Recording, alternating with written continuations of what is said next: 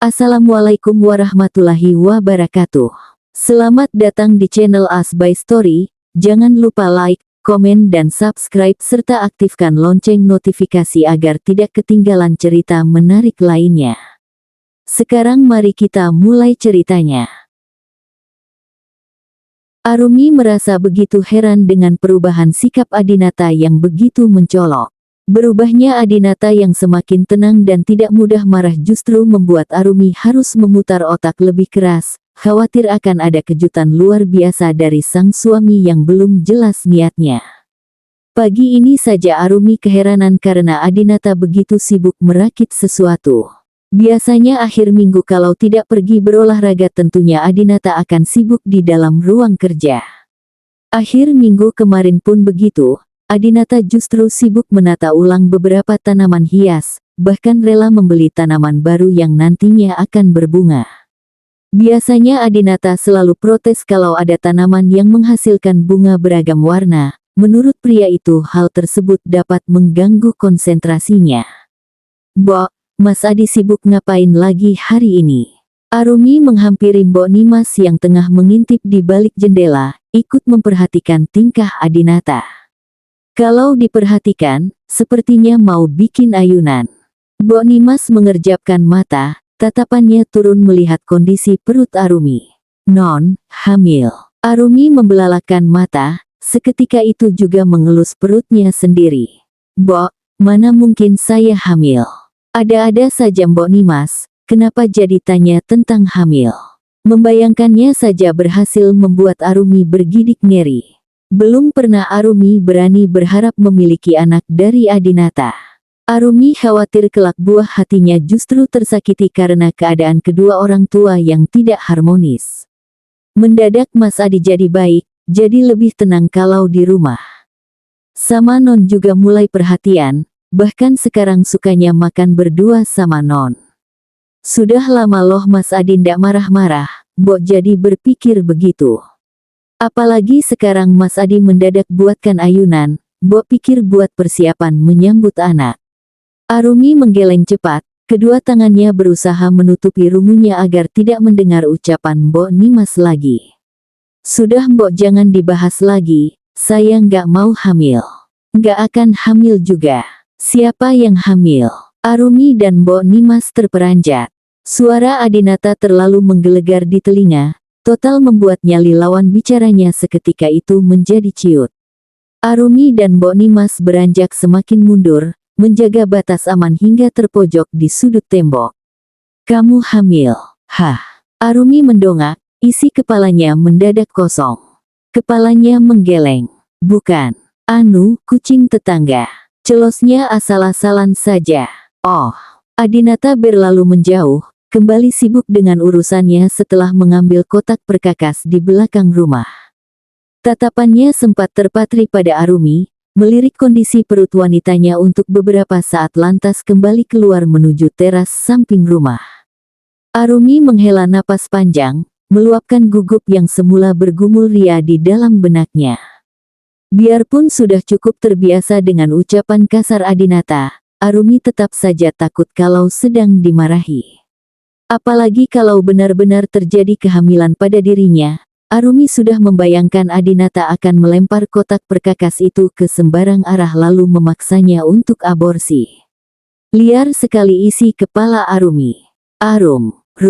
Iya Mas." Arumi terpogoh-pogoh, segera meninggalkan dapur begitu mendengar suara Adinata yang menyerukan namanya. "Kenapa? Mau kopi? Cobain dulu sebentar. Kalau kurang nyaman bilang saja." Tangannya terulur, meraih pundak Arumi lantas membawa sang istri untuk melihat hasil kerja kerasnya.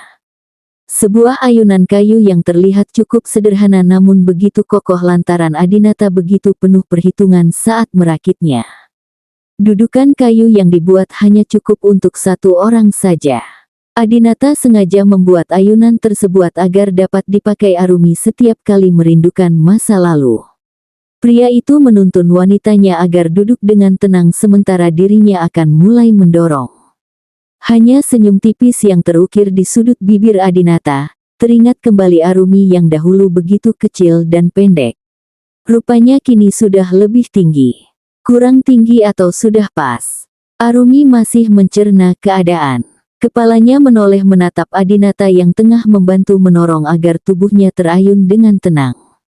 Adinata benar-benar membuat Arumi kembali hanyut bersama kenangan masa lalu. Terasa seperti saat dirinya begitu diperhatikan seperti adik sendiri. Ayunan ini buat saya. Adinata bergumam membalas sang istri. Mendadak sekali buatin saya ayunan. Adinata masih begitu gengsi untuk mengatakan yang sejujurnya bahwa dirinya ingin memperbaiki keadaan dan hubungan pernikahan. Adinata ingin kembali ke arus yang semula, kembali mengalir bersama Arumi tanpa mendebatkan kepahitan masa lalu lagi. Adinata sudah banyak berpikir, saat ini hanya Arumi saja yang tersisa dari keluarga Gumilar. Dan dirinya pun sudah tidak memiliki siapapun lagi. Kerabat dari mendiang ayahnya tidak ada, sedangkan kerabat dari mendiang ibunya pun sibuk dengan urusan masing-masing. Balas dendam pun sudah percuma, perusahaan furnitur itu sudah dijual tahun lalu. Meruntuhkan Gumilar pun sudah tidak ada lagi, sedangkan meruntuhkan Arumi sama saja seperti meruntuhkan dirinya sendiri. Kalau nggak suka nanti saya bongkar lagi, kata Adinata. Suka. Arumi masih menolehkan kepala, memperhatikan Adinata yang tengah membuat perasaannya bergemuruh riuh. Semakin membuncah hingga manik matanya perlahan buram lantaran terdapat genangan air mata. Syukurlah. Adinata membuang muka, tidak ingin saat sorot mata bahagianya dilihat oleh Arumi. Oh iya, saya mau kasih tahu kamu, akhir bulan ada acara wisata kantor. Masing-masing karyawan boleh bawa salah satu anggota keluarganya. Iya, nanti saya siapkan keperluan Mas Adi. Nanti kamu ikut saja, lumayan kan bisa liburan gratis. Ajaib sekali. Bahkan sekalipun Adinata belum pernah mengajak Arumi untuk ikut serta acara kantor. Urusan pesta perayaan sebuah proyek besar pun Arumi tidak pernah diajaknya. Kali ini justru ditawari ikut wisata kantor yang jelas saja akan memakan waktu beberapa hari. Memangnya mau liburan kemana? Tanya sang wanita. Labuan Bajo. Nggak lama, sekitar 4 hari saja. Arumi mengangguk setuju, pandangnya beralih dari Adinata. Nanti saya siapkan keperluannya. Adinata bergumam. Tidak mudah untuk Adinata mengatakan hal tersebut. Pria itu sudah terbiasa bersikap asing kepada Arumi sehingga membuatnya sulit mengutarakan niat baiknya agar terdengar lebih tulus. Arumi pun menganggap hal tersebut biasa saja, mungkin Adinata menyayangkan bagian miliknya yang semestinya dapat ditempati salah seorang keluarga. Lagi pula liburan itu gratis, kalau mau sesuatu yang lebih tinggal keluarkan uang sendiri saja. Non, kemarin kalian kelihatan ngobrol serius di teras. Mas Adi marah-marah lagi. Arumi mengulas senyum tipis, kepalanya menggeleng. Bahkan Arumi sendiri masih belum percaya Adinata akan mengajaknya bepergian jauh. Apalagi cara bicara pria itu yang semakin terdengar lebih santai, tidak seperti biasanya yang kerap kali menghardik Arumi. Kendati begitu Arumi masih tetap waspada. Sikap manusiawinya Adinata terkadang mengandung maksud lain. Mas Adi ngajakin saya ikut acara wisata kantor akhir bulan ini. Menurut Mbok Nimas, Mas Adi punya niat tinggalin saya di sanakah? Mbok Nimas pun ikut berpikir. Sementara itu Adinata yang sudah berada di depan meja makan pun hanya menghela napas. Apakah dirinya harus memisahkan Arumi dari Mbok Nimas untuk sementara waktu? Apakah Mbok Nimas perlu dia berikan cuti selama 1 bulan penuh agar Arumi tidak dipengaruhi oleh kekhawatiran Mbok Nimas? Berbagai rencana mengalir liar di kepala. Bahkan hanya untuk mendekati Arumi kembali pun harus terhalang seorang Mbok Nimas. Adinata berdeham keras, sengaja membuyarkan gosip pagi antara Arumi bersama Mbok Nimas. Sudah lahir kucing tetangga. Arumi yang terkejut pun hanya saling melirik dengan Mbok Nimas. Langkahnya terasa begitu berat saat akan menghampiri Adinata yang sudah duduk dengan tenang. Sorot mata Adinata begitu tegas, mudah sekali membuat nyali Arumi ciut seketika itu juga. Mas, mau kopi atau teh? Terdengar lirih, keberanian Arumi tengah ditekan begitu kuat oleh tatapan Adinata yang menyudutkan. Sebenarnya Adinata sudah mendengar sebagian besar obrolan antara Arumi dan Mbok Nimas mengenai dirinya. Pria itu tidak merasa tersinggung, hanya saja pikiran liar Arumi membuat Adinata berpikir, apakah sulit sekali untuk terlihat baik di mata Arumi. Pria itu menggenggam pergelangan tangan Arumi lantas menarik sang wanita hingga terjatuh di atas pangkuan. Diserahkannya dasi yang memang sengaja tidak dia pakai agar dapat dibantu oleh Arumi. Pada dasarnya Arumi memang perempuan yang patuh, sifatnya itu tidak pernah berubah. Hanya saja Adinata justru terkesan memaksa Arumi alih-alih meminta tolong dengan benar. Netra yang menganggur itu mematrikan tatapan pada manik mata Arumi. Manik itu terlihat begitu bersih, indah sekali setiap kali Arumi memandangi sesuatu disertai senyuman. Bohong kalau Adinata menganggap kecantikan Arumi sama saja seperti wanita yang biasanya dia temui. Nyatanya Arumi memiliki kecantikan di atas mereka. Arumi begitu cantik sampai berhasil membuat Adinata jatuh cinta di usia remaja, bahkan mungkin sampai saat ini juga. Arumi berdehem pelan, merasa gugup lantaran Adinata terus saja memandanginya dari jarak yang begitu dekat. Bahkan deru napas mereka pun saling menerpa wajah. Manik mata Adinata bergerak melirik Mbok Nimas yang tengah sibuk menyelesaikan tugas di dapur. Tatapannya kembali jatuh kepada sosok di atas pangkuannya yang kini terlihat begitu tegang. Adinata dapat melihat raut ketakutan itu, selalu saja bersarang di wajah Arumi yang mempesona. Kedua tangan Adinata merayap naik, membelai pelan tengkuk Arumi hingga sang wanita bergidik. Jepit rambut yang menahan gelungan rambut di kepala Arumi dilepas begitu saja, membiarkan helaiannya tergerai bebas. Adinata menarik dagu Arumi agar tetap menghadapnya, tidak membiarkan sang istri untuk menolehkan kepala sementara dirinya ingin menggoda sejenak. Jemarinya menyusup ke dalam surai, mengelusnya pelan sembari tatapannya sibuk mengartikan setiap raut wajah Arumi yang sering kali terlihat tegang dan berusaha menahan diri. Mas Adi, nanti dilihat sama Mbok. Arumi berbisik, suaranya lebih terdengar seperti mencicit. Tidak berhenti sampai di sana, Adinata menarik kepala Arumi mendekat. Ciumannya mendarat di sudut bibir Arumi. Sengaja menggoda wanitanya hingga membeku di atas pangkuan. Adinata tahu saat ini Arumi mulai meremas kemeja yang dia kenakan. Pria itu semakin menekan kepala Arumi sehingga ciuman di sudut bibir itu berubah menjadi lumatan. Arumi bergeming, tidak berani membalas apapun lantaran khawatir Mbok Nimas akan memergoki. Sementara itu Adinata justru lebih leluasa menjelajahi bibir Arumi yang terkesan tunduk di dalam lumatannya. Adinata menarik diri, pria itu memegang lehernya yang terasa tercekik.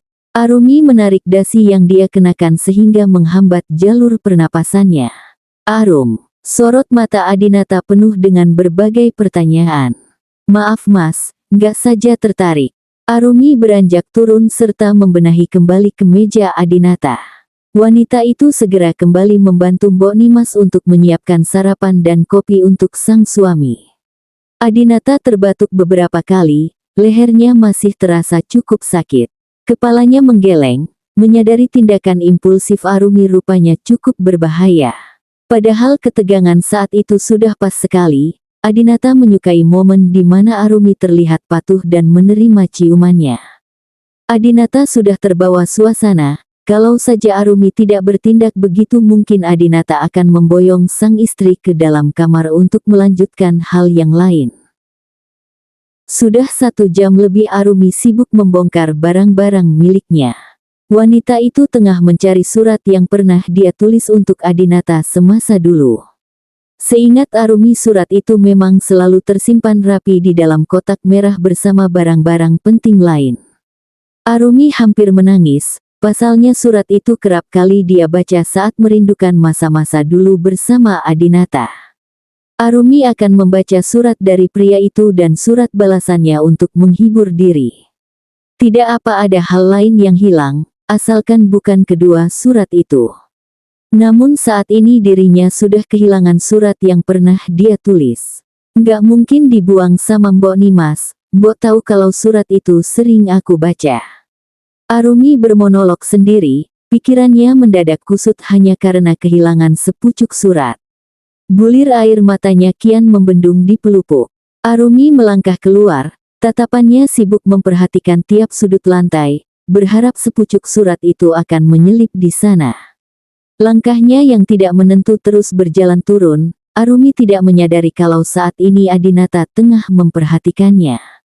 Arumi benar-benar terlihat seperti orang linglung.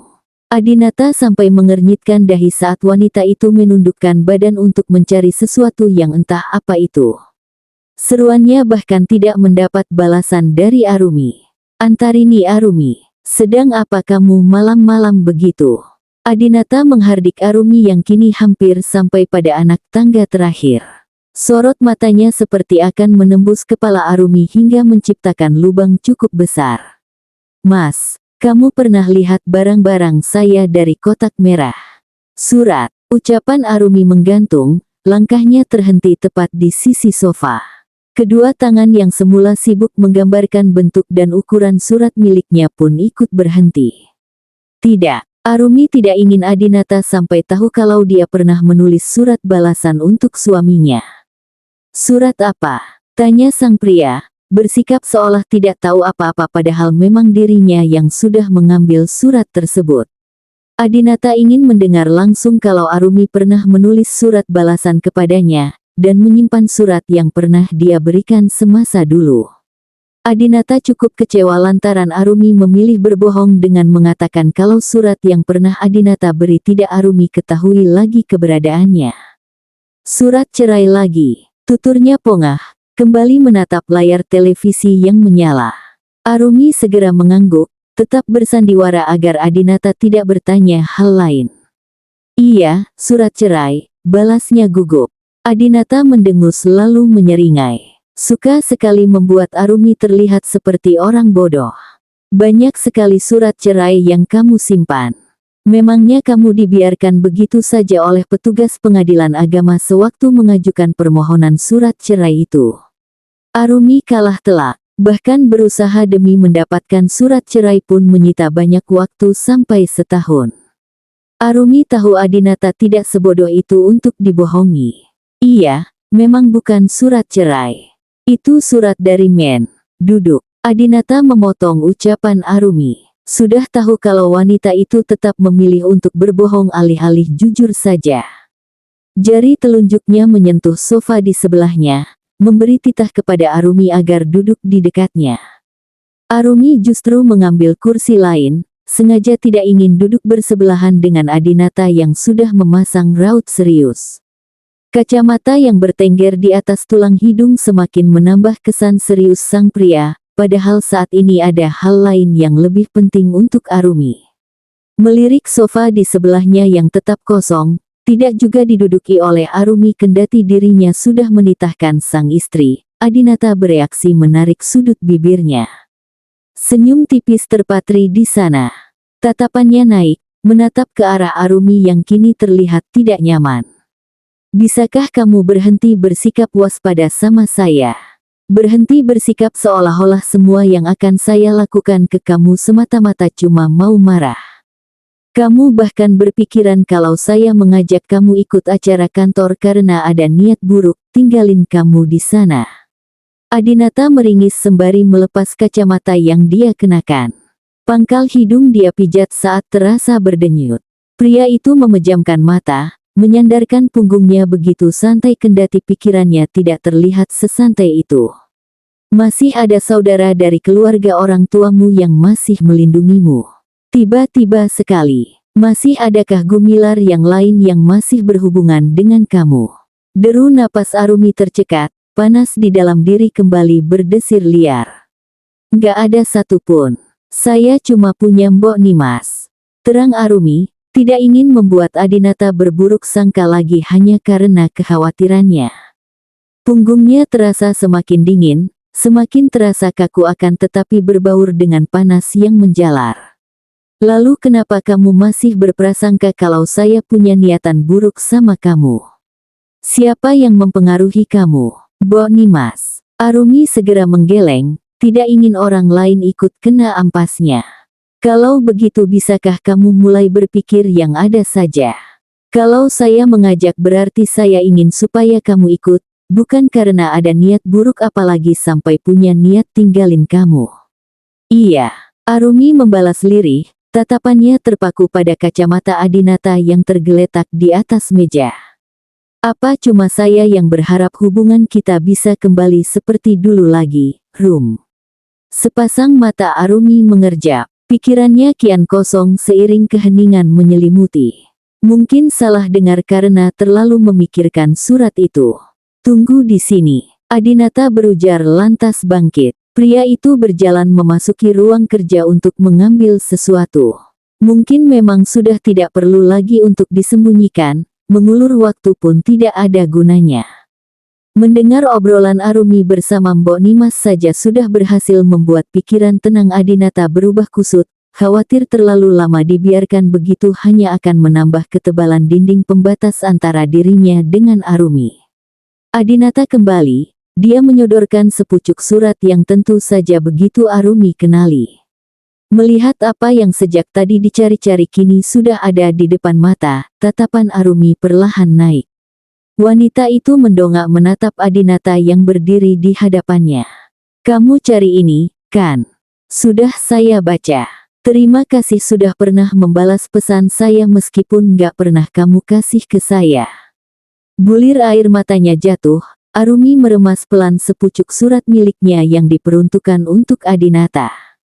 Sebenarnya ingin sekali untuk mengatakan yang sebenarnya, akan tetapi setiap kali memiliki niatan begitu, Arumi teringat kembali bagaimana Adinata yang terbakar emosi sampai menitikan air mata karena mengingat pengkhianatan orang tuanya.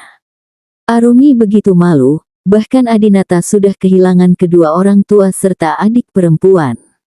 Lalu apakah pantas kalau Arumi membela diri sendiri demi memuaskan sebuah ego bermodalkan sebuah perasaan pribadi?